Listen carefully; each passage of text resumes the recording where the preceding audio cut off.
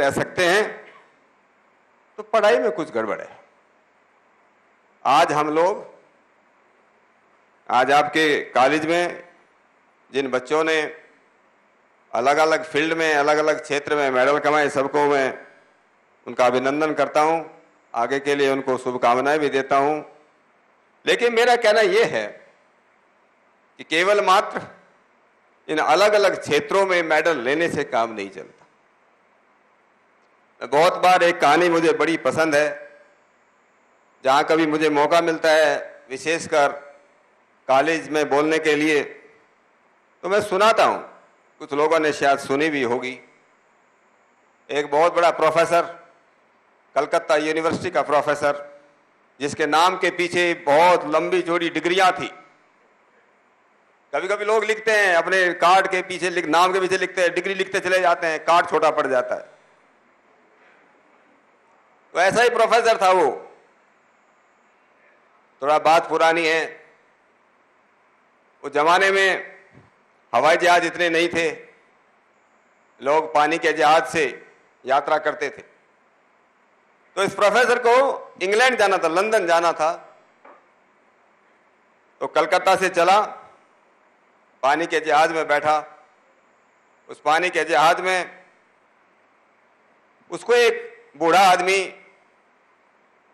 एक नाविक उसको हम कह सकते हैं, जो शिप पर काम करता था, उस जहाज पर काम करता था, उसको मालूम चलता है जैसे आजकल जो पैसेंजर मैनिफेस्टो लिस्ट होती है कि जैसे आजकल आप लोग ट्रेन में चलते हैं तो टीसी के पास सारी लिस्ट होती, कौन कौन उसमें बैठा है, कौन चल रहा है।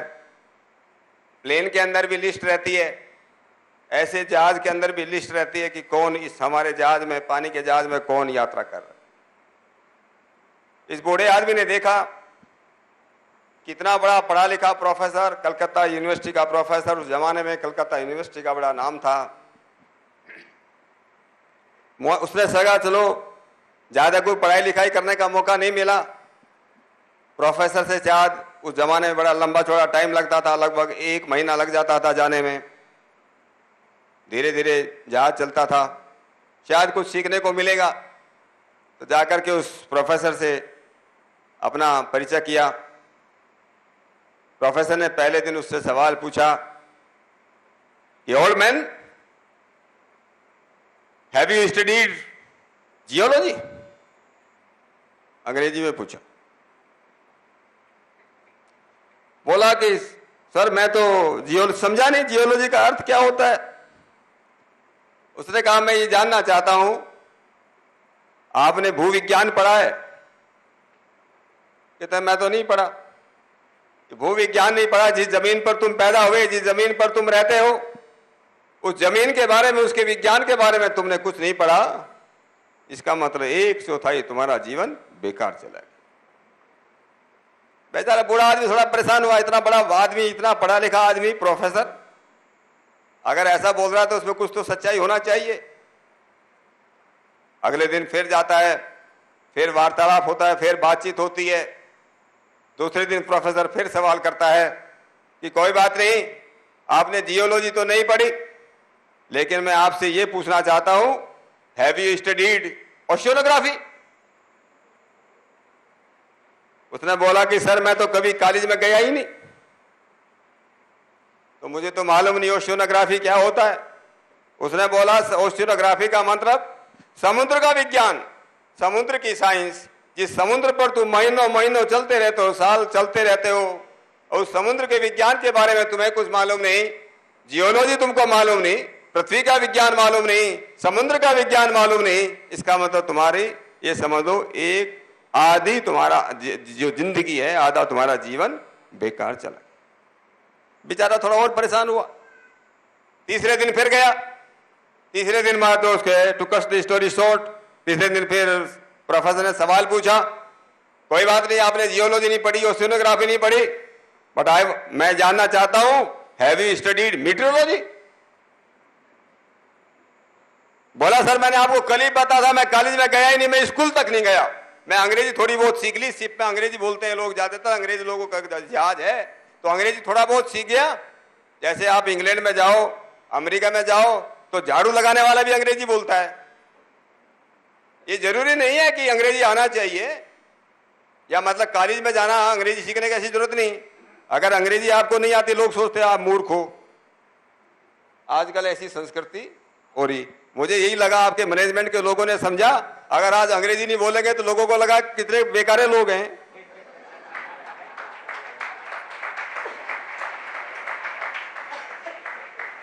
तो गलती आपके कॉलेज की नहीं है, ऐसे थोड़ा हो गया।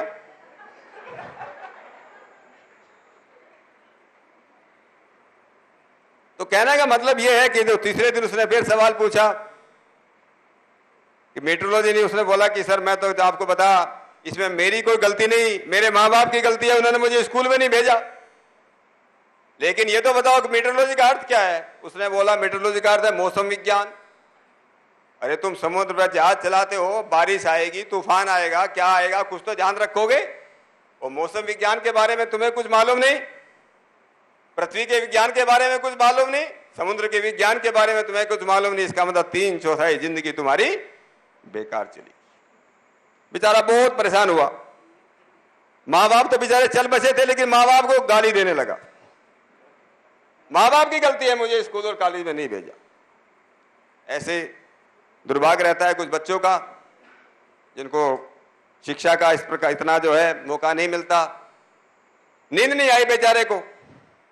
रात के लगभग 2 बजे होंगे, एकदम से उसको बड़ा जब जहाज के अंदर जोर से आवाज आई, मालूम चला कि जहाज कहीं टकरा गया, चट्टान से टकरा गया।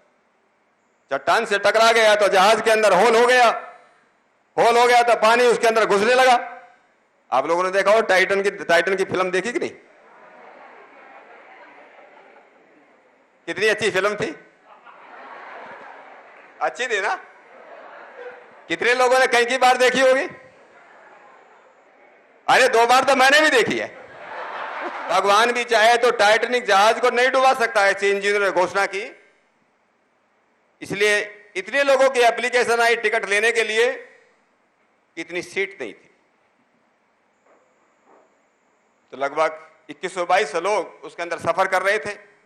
लेकिन तीसरे दिन ही जहाज, टाइटैनिक जहाज डूब गया। जब जहाज डूबा, हमारे इस देश के अंदर, हिंदुस्तान के अंदर एक बहुत बड़ा शायर था, अकबर उसका नाम था, अकबर इलाहाबादी। उसने लिखा, टाइटैनिक टुकड़े हुआ, टाइटैनिक टुकड़े हुआ टकरा के आइसबर्ग से। You know the iceberg?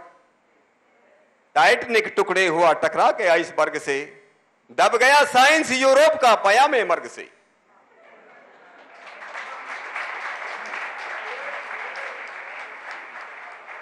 जिस साइंस की, जिस विज्ञान की, जिस इंजीनियरिंग की, वहां के लोगों ने यह घोषणा की थी कि भगवान भी चाहे तो नहीं डुबा सकता। पयाम कहते हैं संदेश से, पयाम मर्ग से, मर्ग कहते हैं मृत्यु को, मौत को। टाइटैनिक टुकड़े हुआ टकरा के आइसबर्ग से, दब गया साइंस यूरोप का पयाम मर्ग से। भूलता जाता है यूरोप आसमानी बाप को, भूलता जाता है यूरोप आसमानी बाप को, बस खुदा समझा है उसमें वर्क को और भाप को। वर्क कहते हैं बिजली को। उस जमाने में यूरोप ही साइंस में सबसे आगे था।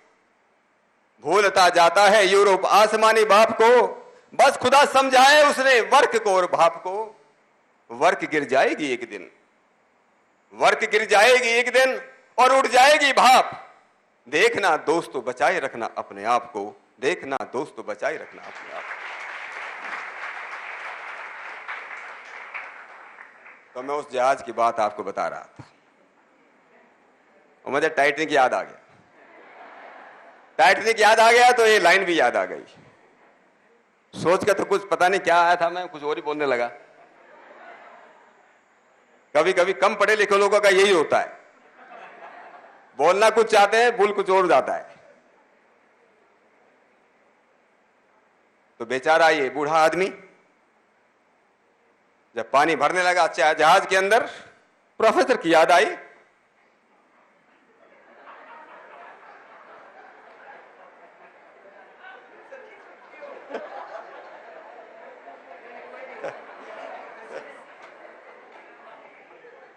प्रोफेसर के उसकी जो खोली थी, उसका जो कैबिन था, उसमें जाकर के थप किया। रात के 2:30 बजे, 2:15, 2:30 बजे थे। कौन प्रोफेसर बेचारा घबरा गया, रात को कौन थप कर रहा है। घबरा करके उसने उसका दरवाजा खोला, बोला प्रोफेसर साहब why are you disturbing me night. बोला sir I want you to know whether do you know स्विमोलॉजी।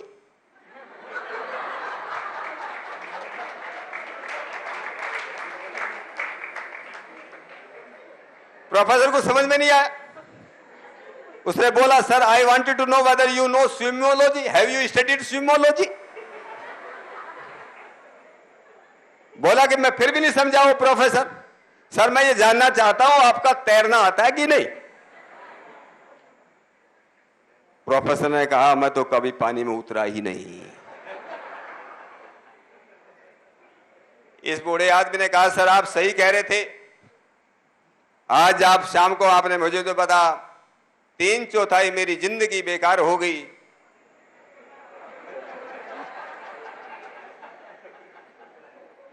जो सब्जेक्ट उन्होंने बताए थे स्विमोलॉजी, आपको sorry geology, oceanography and this metrology, ये तो सही है मेरी 3/4, लेकिन जिसको स्विमोलॉजी नहीं आती वो सारा जिंदगी बेकार हो गई।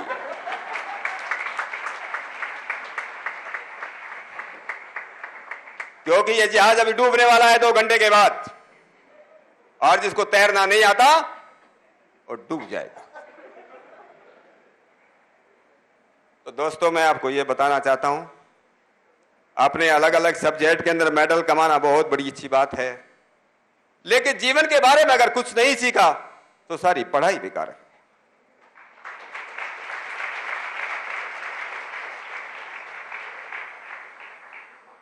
मैं पूना शहर का पुलिस कमिश्नर था 2 साल पहले। हमने देखा कि वहां हर साल 115 से लेकर के 125 के बीच में मर्डर, हत्या होती 1 साल,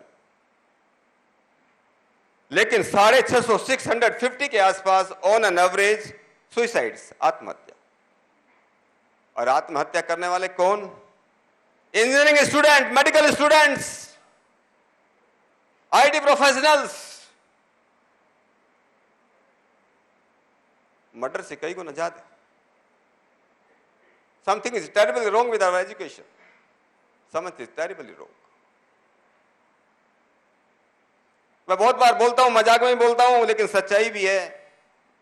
मैंने आज तक कभी न कभी सुना न कभी पढ़ा कोई संस्कृत पढ़ने वाला या संस्कृत पढ़ाने वाले ने आज तक कभी आत्महत्या की हो।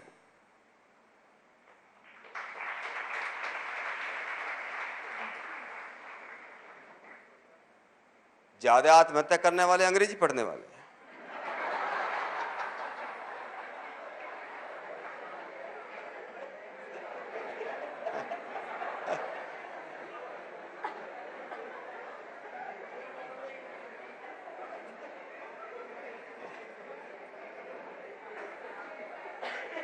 तो आप अपने बारे में सोचो। अभी